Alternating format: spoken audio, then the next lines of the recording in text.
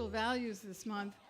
And we are using two books. One is the Science of Mind textbook, and the other is this thing called You. And the Science of Mind textbook has 4 introductory chapters, and that's what we're going through in these weeks. We're going through what are the foundational principles, and the rest of the book pretty much explains those 4 chapters in great detail.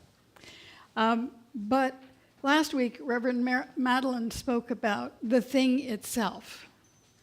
And so Ernest Holmes says, the study of the science of mind is a study of first cause, spirit, mind, or that invisible essence, that ultimate stuff and intelligence from which everything comes, the power and back of creation, the thing itself.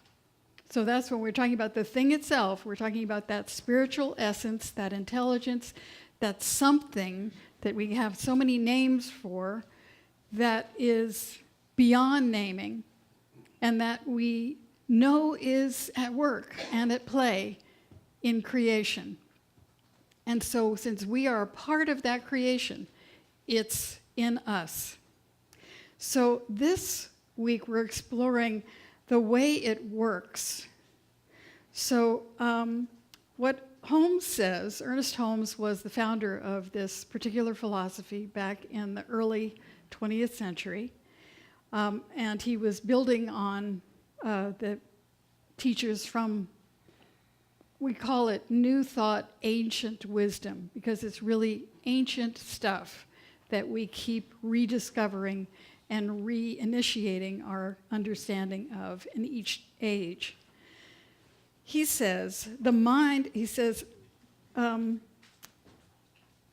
mind, spirit, and intelligence, which we find in ourselves, is as much of this original creative God as we understand. If God is to interpret itself to humanity, it must interpret itself through humanity. So it can only give us what we're willing to receive. So this isn't about willing something, it's about being willing to receive, to expand, and to bring into our awareness a greater realization of that power and that presence that created everything that is, and that is right where we are. He says, the Spirit can make no gift that we do not accept. The Spirit can make no gift that we do not accept. So the short answer to how does it work is it gives. It gives all of its energy. Okay, we know that everything is energy. Modern physics tells us that everything is energy.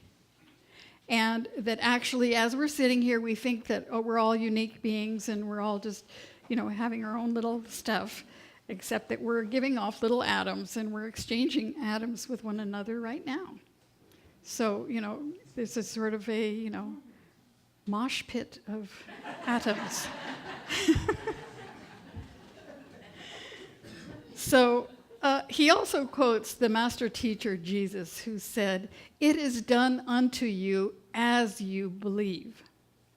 So it's about, what do I believe? What do I believe about this invisible essence? What am I willing to understand? What am I willing to expand into? So he says, our belief sets the limit to our demonstration of a principle which is itself limitless. So our belief sets the limit of a principle that is limitless. Ideas are limitless. Ideas come into the consciousness. We have this sort of collective consciousness that we all have in our subconsciousness. We're not aware that we have all of these beliefs that we got from our parents, our culture, our family, our genetic makeup. We have all of these things that are operating in us unconsciously. And our role is to decide what it is we want to believe. What would we like to believe? Could we expand our awareness and have a new belief? So when you see things whose time has come, for instance, electricity has always been. The first documentation, at least in the West, was the Greeks talked about static electricity, because we've all had that experience where we get a shock from something. I used to work in an office that had a carpet that was wool, and we used to scoot around and zap people in the back of the neck. We were young. We thought that was funny. But, we think, electricity, how to use it. Of course, we all have heard the, Ben Franklin's story. He related that, electricity was in the lightning. And then we had people inventing things like Faraday inventing sort of a generator, and Volta inventing a battery. And then we had two people who were working on electric light bulbs, Thomas Edison and, of course, the British scientist Joseph Swan. And they both invented that bulb around the same time in 1878. So the idea was everywhere. It wasn't like they were talking to each other. It wasn't like they were Googling, who's working on light bulbs, So, yeah, they were tweeting. So, no.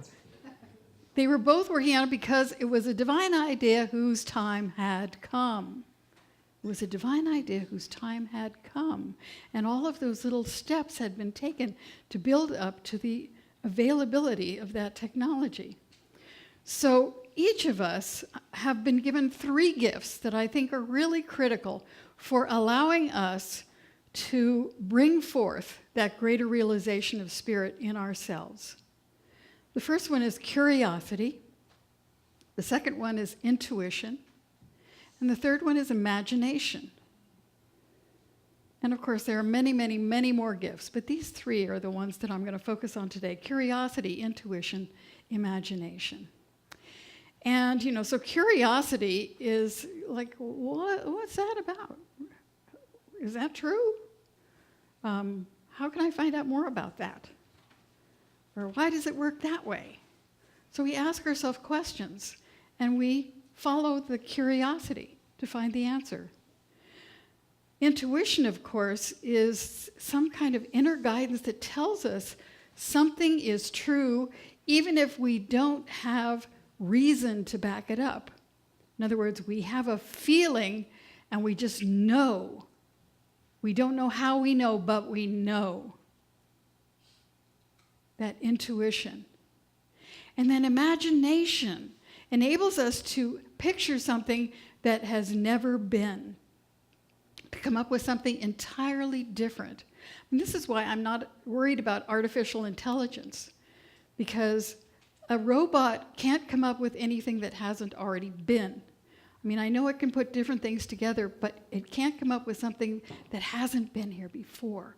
And we do that. We come up with something entirely different because we're connected to an infinite mind with infinite possibility.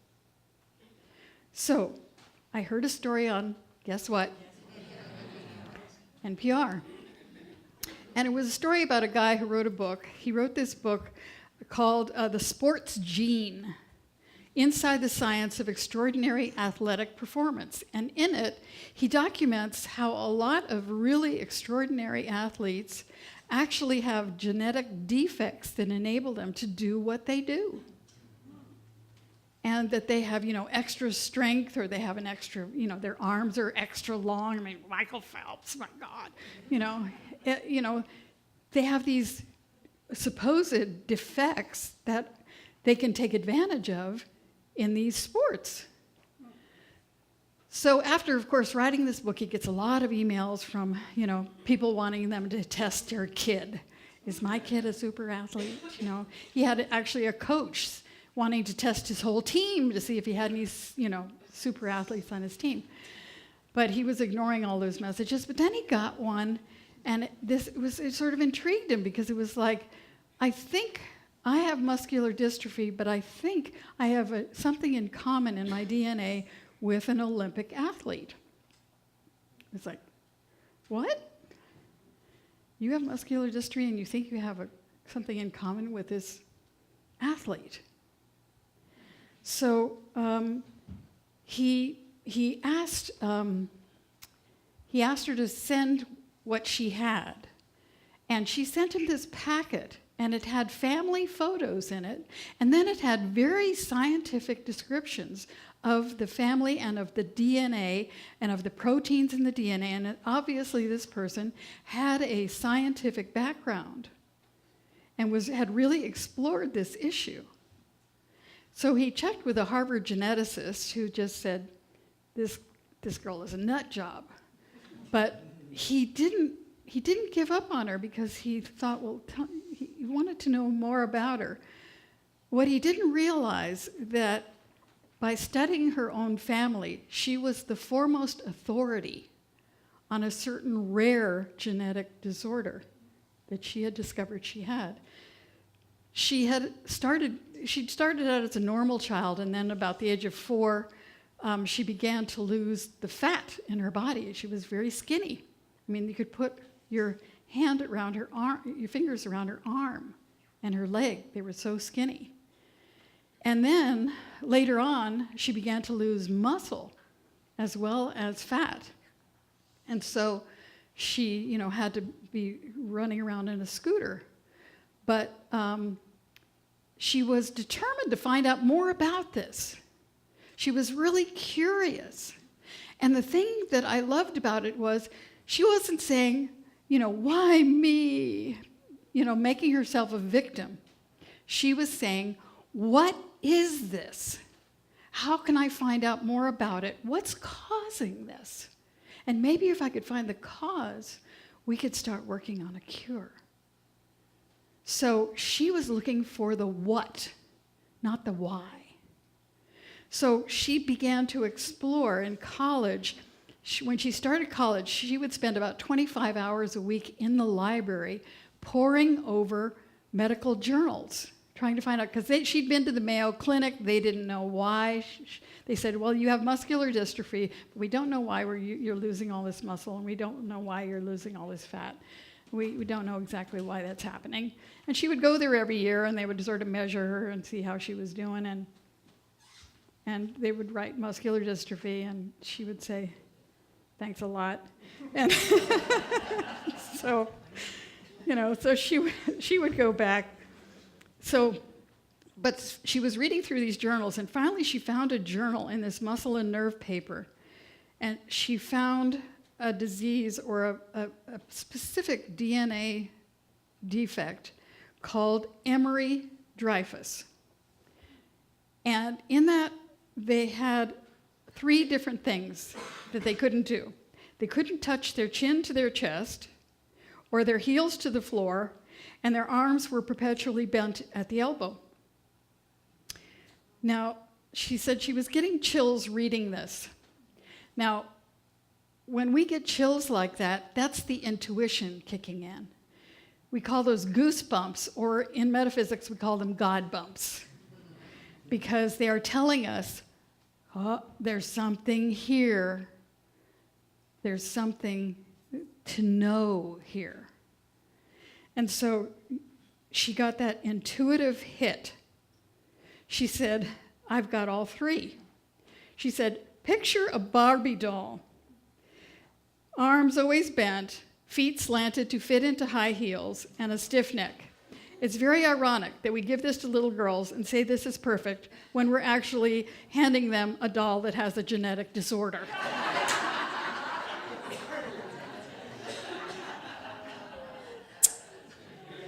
So she was positive this is what she had, but she was, she wanted to read more about it, but she was headed home. So she went home that weekend, but she brought the scientific papers with her.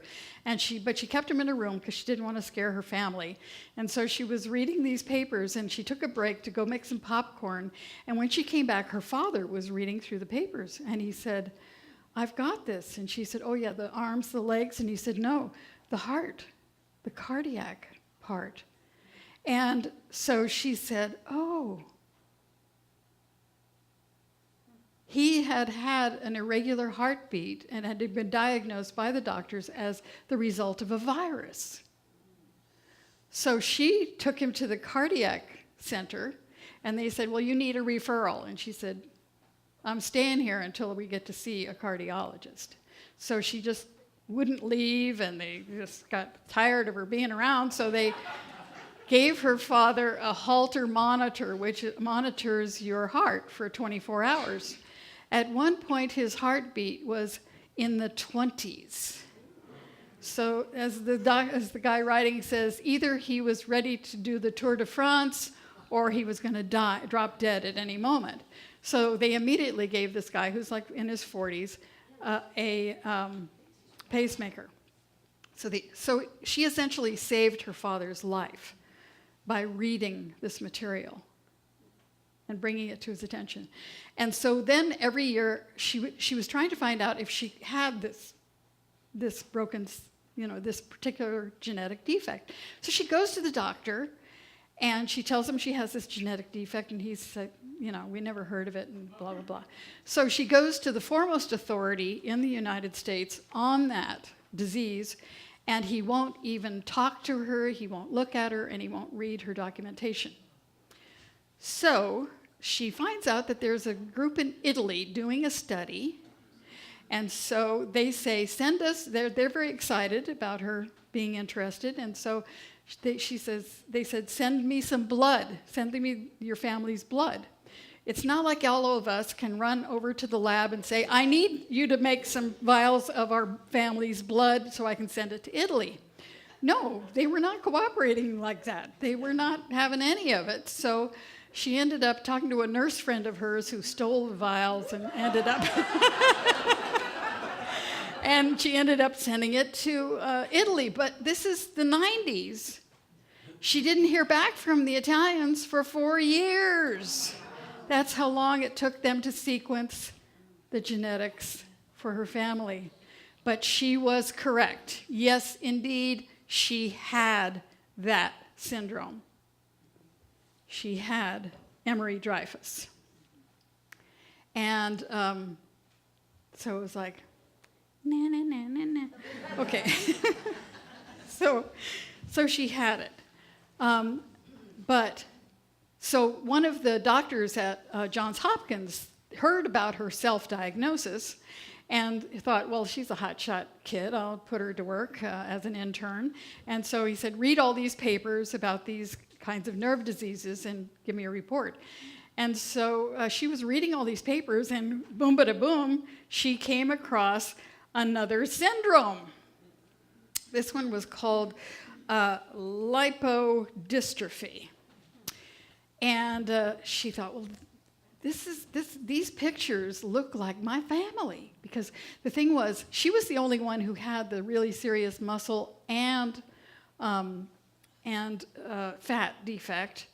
And the other members of her family didn't have all of it. They had some of it. They had the sort of body type part, but they didn't have the other part. And so she's like, I think maybe we have this too.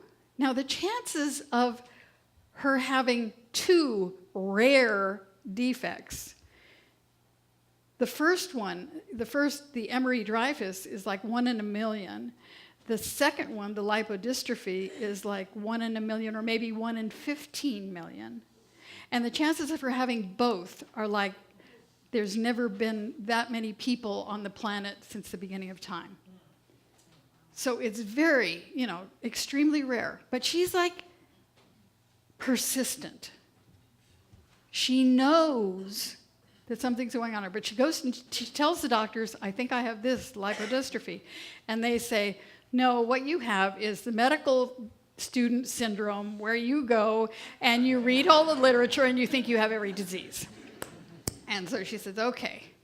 But the more she read about this disease, she was convinced that she had it. It started freaking her out. She started getting anxiety attacks and things like that. And so she went to a counselor and he said, stop looking at this stuff, it's making you sick. So she did. She stopped looking at it. She went out and got a job. She met a man. She got married. They decided to have a child. Fortunately, the child had a 50-50 chance of not having a defect. Child was born without the defect. And so she was going along in her life until she watched Good Morning America and overheard. She was, doing something. She heard about this guy who wrote the sports gene thing because her sister had gone to the lipodystrophy support group meeting. And at the lipodystrophy support group meeting, they showed a picture of this athlete. Now, this athlete was a Canadian track and field runner.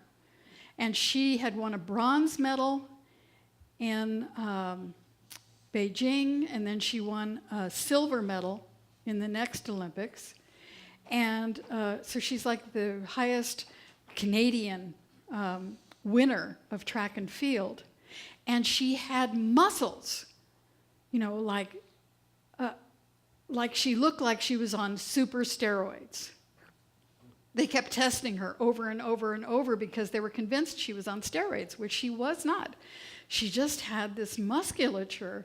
And there are pictures in the article, and I'll post the link to the article. It's in ProPublica, that shows the pictures. And she just is muscled like you would not believe. But the thing is, what this woman Jill recognized was that the way her shoulders were, the way her arms were, all this kind of stuff, they described it in the literature as Popeye arms. Remember Popeye? Okay, so she was convinced this woman had the same syndrome as she had, only it was reacting differently in her. In her, she said it was her super fuel as it was Jill's kryptonite. It made her weak, but it made the other woman strong. So that's why she contacted this guy who had written the book. So it so happened that the guy who got this letter knew the agent for this athlete.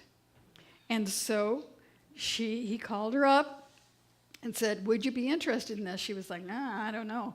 So it turned out she did agree to meet with this woman. And when they met in the hotel, they both said it was like seeing family. And what they related to, what Priscilla, the woman who was the athlete, related to when she got the package from Jill was the fact that she had been ridiculed as a child as well. Both of them had gone through being ridiculed and bullied as children because they were so different. And so she related to her on that level, and they got to be friends. And so Priscilla agreed to get her testing done for DNA to see if they were a match.